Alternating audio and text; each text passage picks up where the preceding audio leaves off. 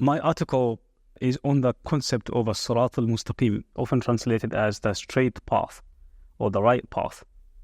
This concept occurs throughout the Quran and throughout the Hadith, which are the two key sources of the Islamic tradition.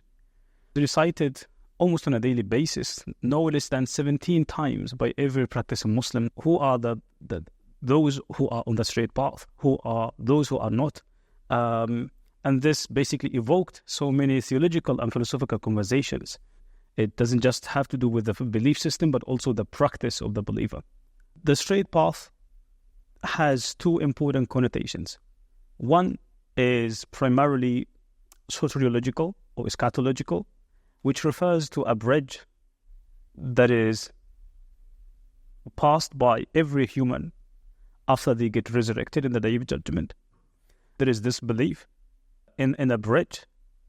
Those who would be able to pass, they would move to paradise, they would enter paradise. And those who would fall from this path, they would fall from the path to hell, basically. So the key function of this soteriological straight path is that it takes you over hell to paradise.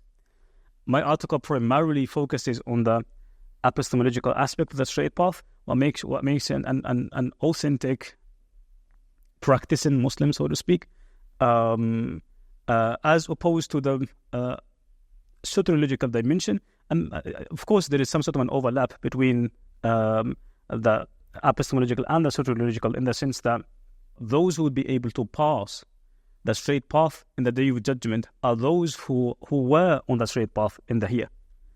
So in that sense, there is some sort of a connection between the epistemological and the soteriological aspects of the straight path.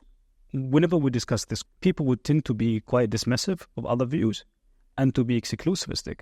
When you have an article that gets you exposed to various authentic interpretations of the Islamic tradition, and it shows that also the Islamic tradition was never like static in how it understood this question, it basically gives some form of calmness to the believer and some form of enlightenment, so to speak, in the sense that one gets to appreciate the other views and gets to understand that there are other possible and plausible interpretations that is from within the tradition.